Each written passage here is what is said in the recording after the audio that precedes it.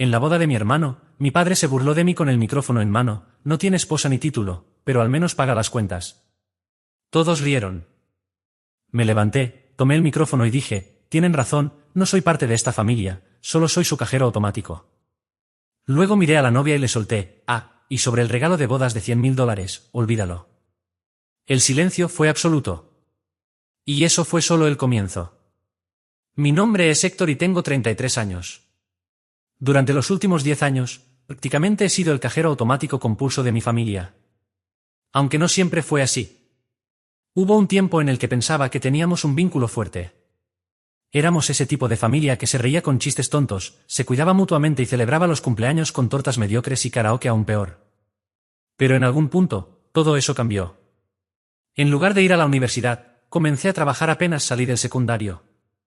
Me las arreglé para avanzar sin un título, y a los 23 fundé mi propia empresa de logística. Los primeros 5 años fueron durísimos, apenas podía mantenerme a flote. Pero un día todo empezó a funcionar. Los contratos comenzaron a llegar sin parar. No solo sobreviví, prosperé. Y con el dinero, llegaron también las llamadas desde casa. Al principio eran cosas pequeñas, un par de cientos por aquí, una cuota de auto por allá. Después vinieron las deudas de tarjetas de crédito, el tratamiento dental de mi madre, el nuevo camión de mi padre, la matrícula universitaria de mi hermana, y siempre alguna urgencia de mi hermano Luis, que parecía necesitar un empujón constante. Él era el intocable, el favorito. Aunque abandonó la universidad 2 veces y dejó 3 trabajos seguidos, cada vez que fallaba, toda la familia lo excusaba. Decían que solo tenía mala suerte, mientras yo, en cambio, parecía tener suerte de sobra. Nunca me quejé. Me decía a mí mismo que eso era lo correcto, que si uno lograba algo, debía compartirlo con los suyos. Pero con el paso del tiempo, empecé a notar ciertos detalles. Cada agradecimiento era más corto, cada petición, más exigente. Y en algún punto, el gracias se transformó en un ya era hora. Todo reventó en la boda de Luis. Ya había gastado una suma ridícula para que todo saliera perfecto. Mis padres me fueron manipulando poco a poco, como quien sube la temperatura sin que te des cuenta. Solo ayuda con el salón, dijeron al principio. Luego fue, ¿y cómo vamos a pagar las flores sin el fotógrafo? Después vino el pastel, que no estaba incluido en el catering. Y al final, es un día tan especial para tu hermano, ¿no podrías encargarte de lo que falta? Y accedí. En total, invertí cerca de $100.000. Nadie me preguntó si estaba bien con eso. Lo daban por hecho. Como si tuviera una deuda invisible con ellos por haber tenido éxito sin un diploma universitario. El evento fue hermoso, no lo voy a negar.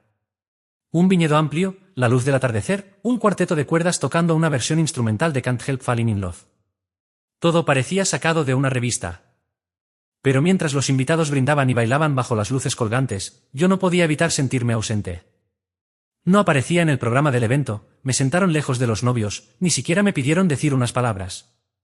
Me convencí de que tal vez Luis estaba abrumado por el momento, o eso me repetí. Entonces comenzaron los discursos. Mi padre, con unas copas de más encima, tomó el micrófono después del padrino. Llevaba esa sonrisa burlona que pone cuando cree que está siendo ingenioso, y me miró directamente. Siempre supimos que Luis encontraría a alguien especial, empezó con un leve titubeo. Tiene carisma, buena presencia, y ahora, por fin, está asentándose. En cambio, Héctor se detuvo y sonrió.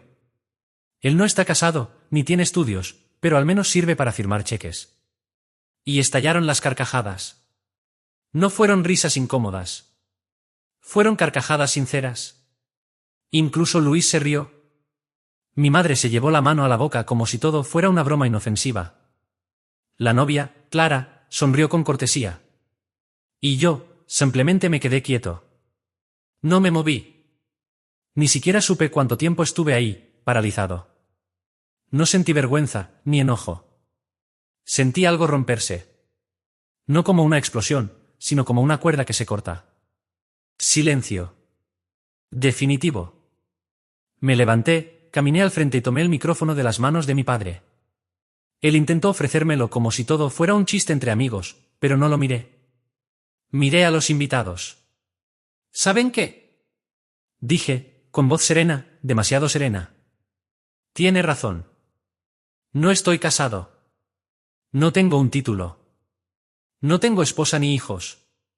Pero tengo algo que parece que ninguno de ustedes valora. Dignidad y memoria. Giré hacia Luis y Clara. ¿Ese regalo de bodas de $100.000? El que cubrió este lugar, el catering, la banda, el vestido de diseñador. Olvídenlo. El silencio fue sepulcral. Podías oír caer un tenedor. Y antes de que alguien diga que fue una broma, recuerden que los chistes suelen tener remate. Lo de recién fue solo reírse del tipo que pagó todo esto. Clara abrió la boca, quizá para suavizar las cosas, pero no le di espacio. Durante una década me he partido el alma para que esta familia no se desmoronara. Pagué deudas, evité cortes de luz, cubrí cada crisis provocada por Luis. ¿Y qué recibí a cambio? Silencio. Miradas de fastidio. Y la sensación de que no era un hermano, sino una cuenta bancaria con nombre. Así que disfruten el vino, la puesta de sol y la música. Porque este es el último centavo que van a ver de mi parte. Le devolví el micrófono al DJ y me fui. Escuché murmullos detrás de mí. Alguien dejó escapar un jadeo. Mi madre pronunció mi nombre, no con enojo ni reproche, sino con sorpresa. Como si de verdad no se hubiera visto venir nada de esto. Fue ahí cuando me golpeó una verdad incómoda, ¿no? En serio no lo veían venir. Para ellos, simplemente estaba cumpliendo mi papel. El hijo bueno, el que nunca dice que no, el que paga y se calla. Pero yo ya no quería seguir interpretando ese papel. Lo que no sabían todavía, y lo que haría los siguientes días bastante interesantes, era que yo no solo había financiado esa boda. Tenía acceso. Tenía pruebas. Tenía una estrategia ya en marcha. Y varios movimientos discretos que dejarían a todos confundidos, por primera vez, enfrentando las consecuencias por su cuenta. Pero eso lo contaré después. Esa noche no regresé a casa. Fui directo al hotel que había reservado la noche anterior. Una suite tranquila, en una esquina del centro, lejos del ruido, los abrazos falsos y las felicitaciones vacías. Me serví un vaso de agua, me senté junto a la ventana y observé las luces de la ciudad encenderse una a una. Debería haber estado furioso. Tal vez lo estaba. Pero lo que más sentía era un vacío. Como si durante años me hubieran estado drenando poco a poco y recién ahora me daba cuenta de que no quedaba nada. Revisé el celular. Unas cuantas llamadas perdidas de mi madre, una de Clara, ninguna de Luis. Seguramente la aún celebraba, esperando que al amanecer se me pasara el enojo y que yo pagara lo que faltaba. Como siempre. Pero esta vez tenía otros planes. Lo primero que hice fue abrir la computadora. Ingresé a la cuenta compartida. Cuando empezaron los preparativos de la boda, creé una cuenta específicamente para cubrir los gastos. Aunque estaba a mi nombre, incluía a Clara y Luis como usuarios autorizados. ¿Por qué? Porque ya había aprendido por las malas que manejar el dinero sin dejar registro solo lleva a malentendidos. Esta vez quería que todo quedara documentado. El vestido de Clara, el anticipo del salón, los arreglos florales, las servilletas bordadas, incluso los trajes alquilados de los padrinos borrachos, todo se cargó a esa cuenta.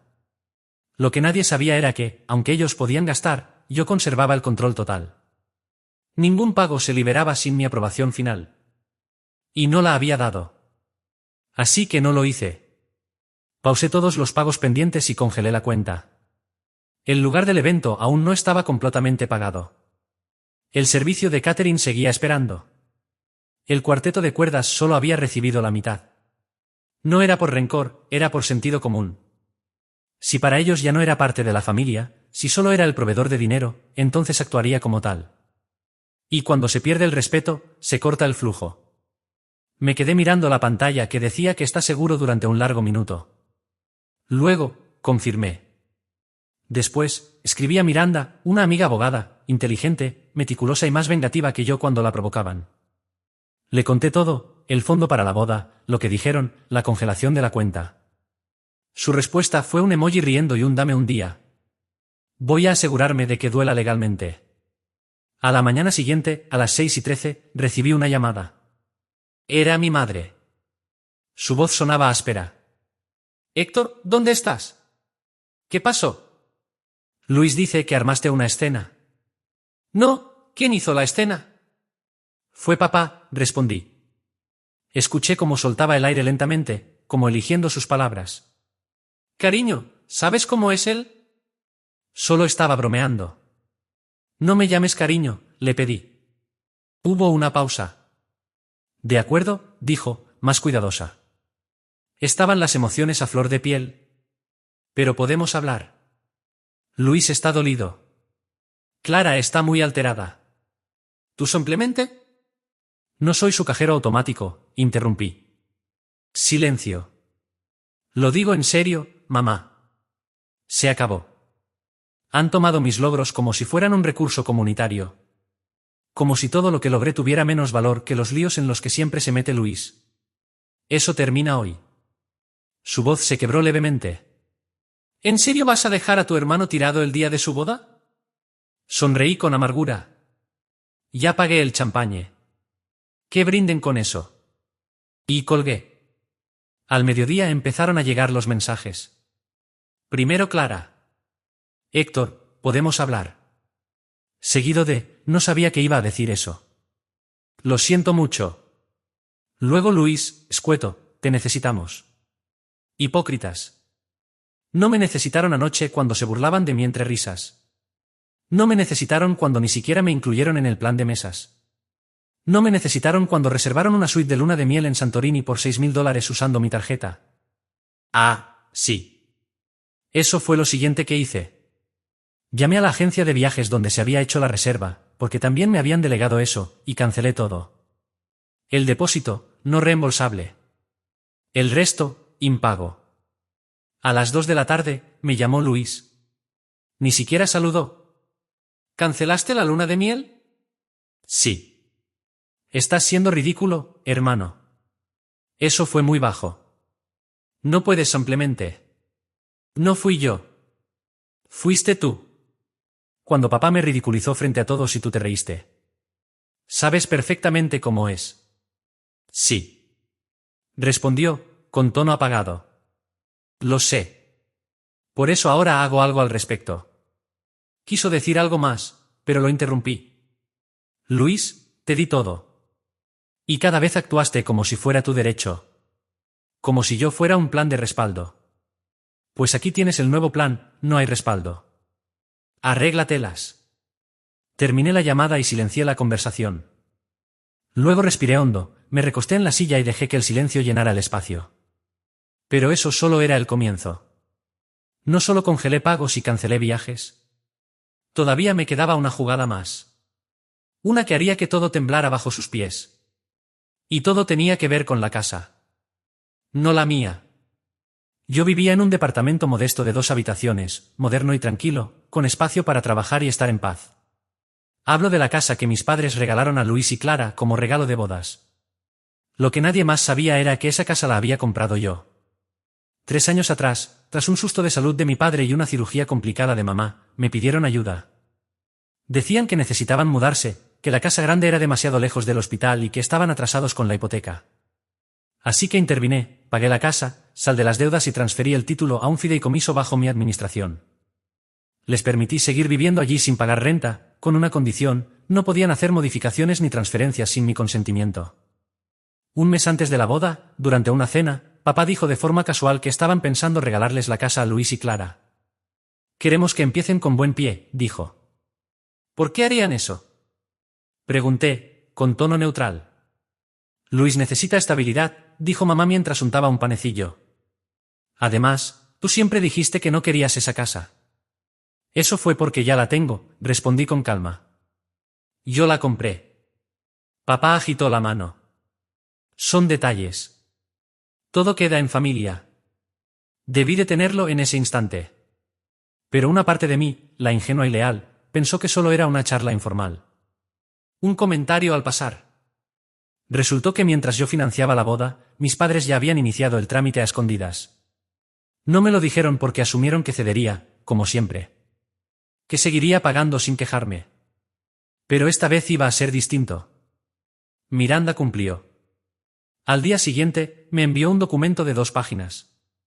Detallaba que la casa seguía atada legalmente al fideicomiso, que cualquier transferencia sin mi firma era nula y hasta constituía un fraude.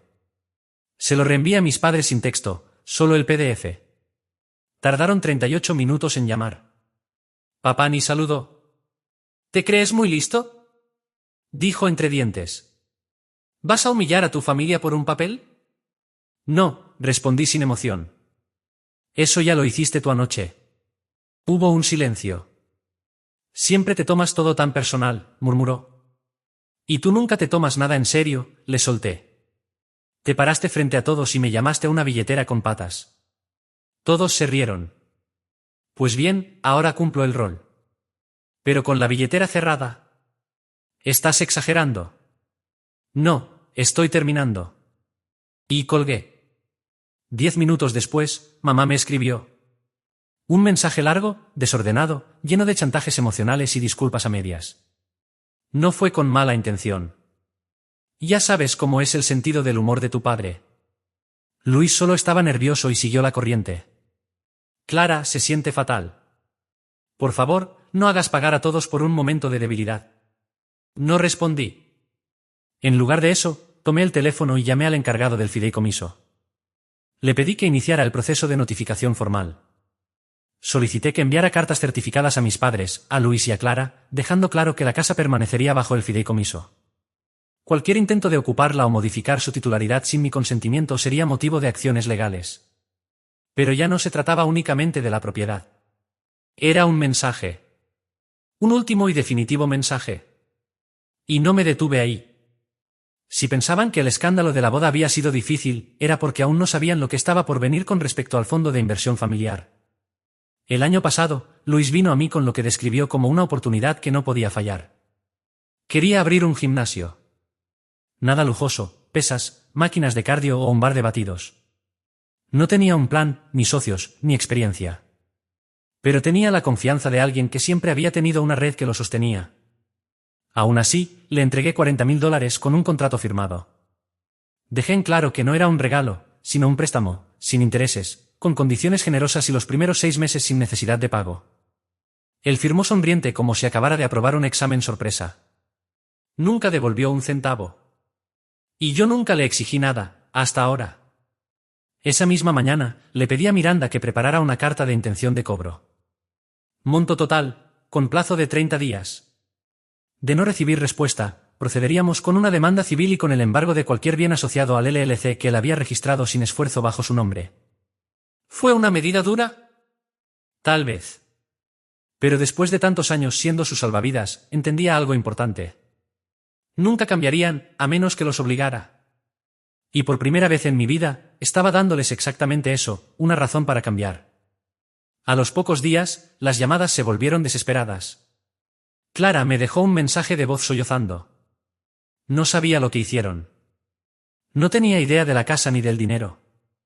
Te lo juro, por favor, no destruyas nuestras vidas por una broma. Luis es una buena persona. Solo que, te admira mucho. Ese casi me quebró. Casi. Pero recordé su risa. No fue escandalosa, pero fue suficiente. Suficiente para saber de qué lado estaba, y no era el mío. No contesté. En lugar de eso, llamé al banco y revisé mis pagos automáticos. Uno por uno, los cancelé. El seguro del coche de mis padres. Las facturas de los servicios. El plan telefónico que silenciosamente cubría para 3 líneas. Los cargos recurrentes de la farmacia de mi madre. La tarjeta del negocio de Luis. El préstamo estudiantil de Clara.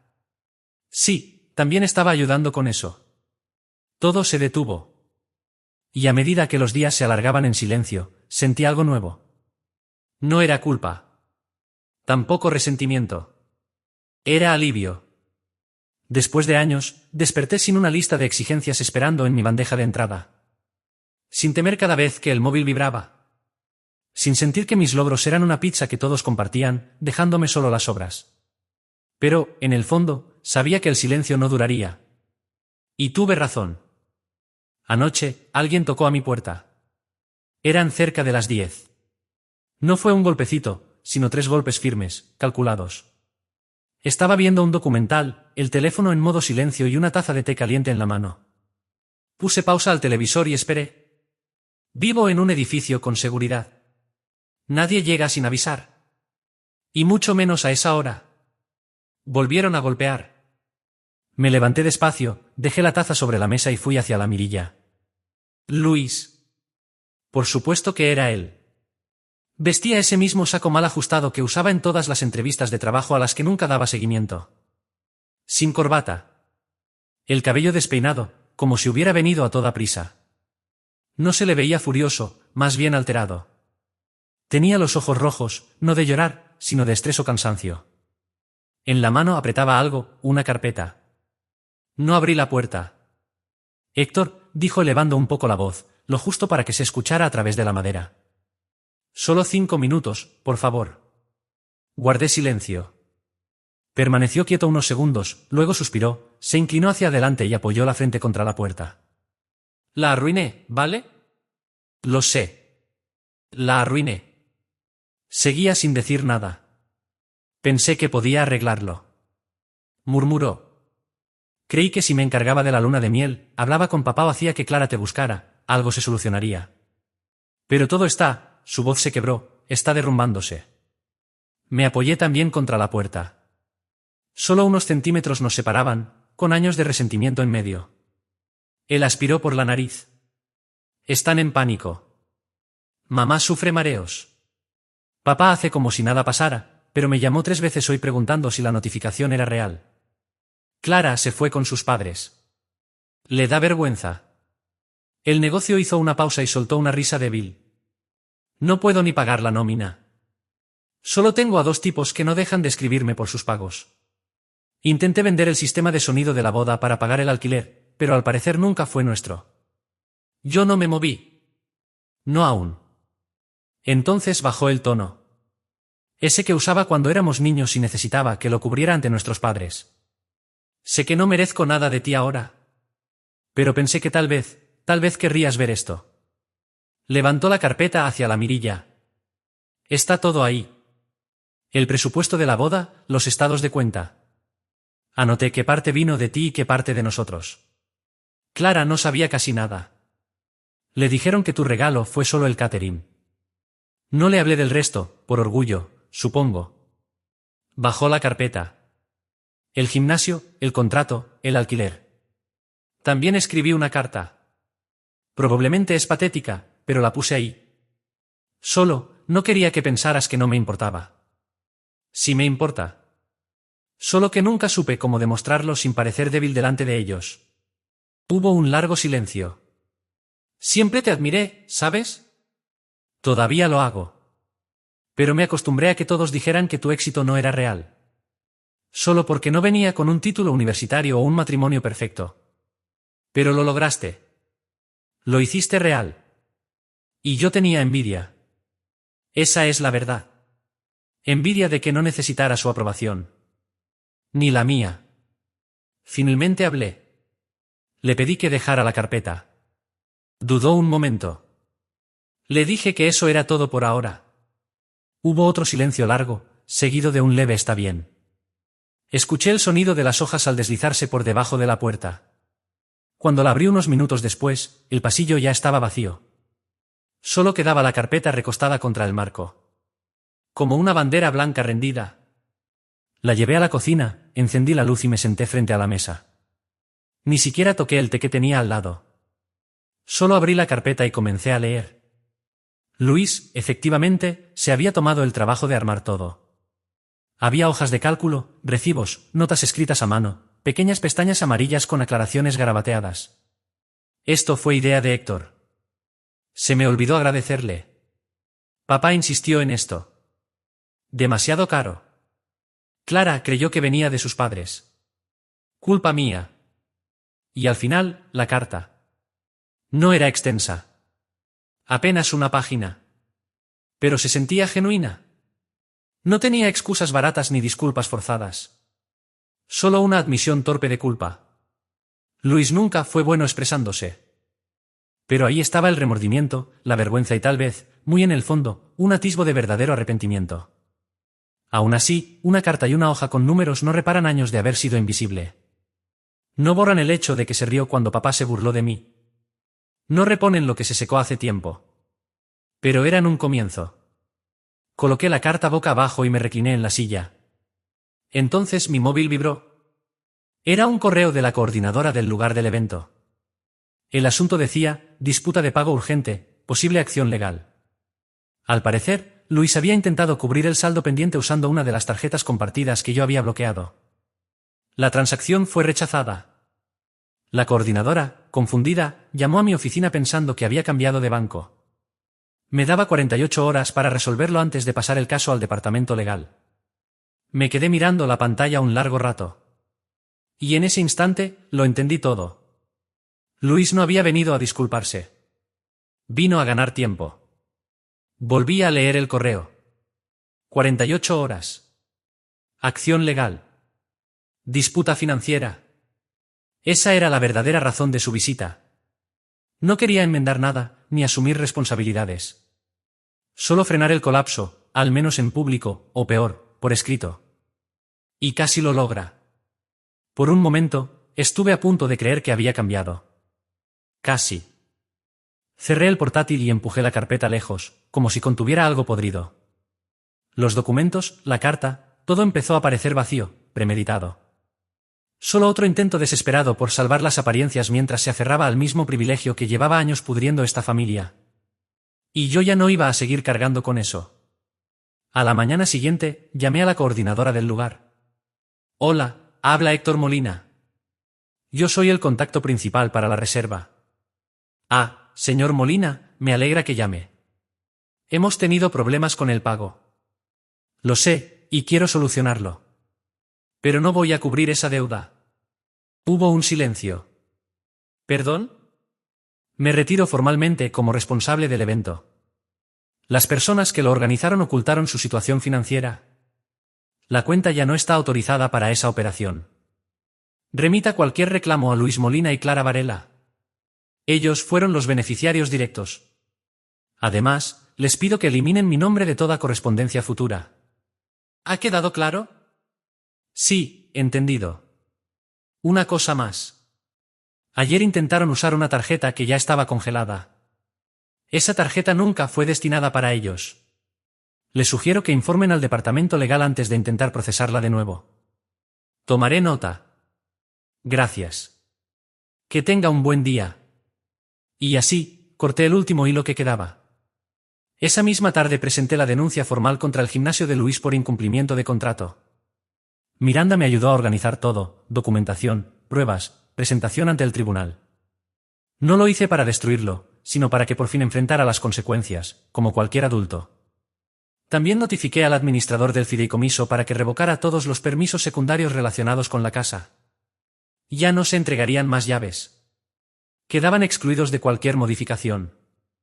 El regalo de bodas de Luis y Clara quedaba oficialmente cancelado. Esa noche, apagué el teléfono y me serví una taza de té caliente. Sin mensajes, sin llamadas, sin culpa. Pasaron 3 días. Al cuarto, recibí una carta certificada en la oficina. Era de un nuevo abogado de Luis. Un intento desesperado por negociar plazos de pago y frenar la demanda. Le pedí a Miranda que respondiera con una sola línea.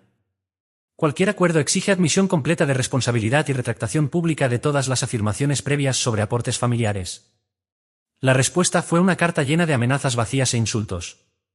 No necesitaba más. Luis no estaba arrepentido. Solo tenía miedo. La noticia se propagó rápido en la familia. Mi madre me dejó un mensaje largo, llorando, diciendo cosas como estás destruyendo a la familia. Esto no es lo que se hace entre nosotros. Mi padre ni siquiera llamó. Solo mandó un mensaje de texto. ¿Te vas a arrepentir algún día? No respondí. Lo imprimí y lo pegué dentro de la carpeta que Luis había dejado, como recordatorio del porqué. No lo hacía por odio. Lo hacía porque, finalmente, lo veía claro. Ellos no eran una familia. Eran pasajeros en un barco que se hundía, y yo llevaba años sacando agua mientras ellos festejaban en la cubierta. Y en cuanto dejé de hacerlo, me culparon por el naufragio. Así que dejé que se hundiera. Y me alejé. Han pasado 6 meses. La demanda se resolvió en silencio. Luis tuvo que vender el gimnasio para pagar parte de la deuda. Clara lo dejó. Descubrió otras mentiras ocultas entre malas decisiones y presiones familiares. Mis padres se mudaron otra vez, esta vez a un alquiler modesto que apenas pueden costear. Ahora ellos se hacen cargo del seguro del coche, de los servicios, de la línea telefónica. Y yo, me redescubrí. Recuperé una calma que creía extinguida. Empecé a levantarme sin peso en el pecho, sin la ansiedad de una nueva demanda disfrazada de cariño. Comencé a vivir para mí, no para sostener a otros. Me inscribí en clases de cocina, retomé mis caminatas, y hasta me atreví a dejar que alguien nuevo entrara en mi vida, sin el miedo constante de ser utilizado. He aprendido que cortar lazos no es sinónimo de odio. A veces, es la única forma de poner límites cuando ya nadie escucha. Y no me desvelo pensando en si fue correcto o no. Porque esta paz que siento, este silencio libre de manipulación, vale más que cualquier reconciliación forzada. Hoy soy un hombre distinto, no por lo que perdí, sino por lo que dejé de permitir.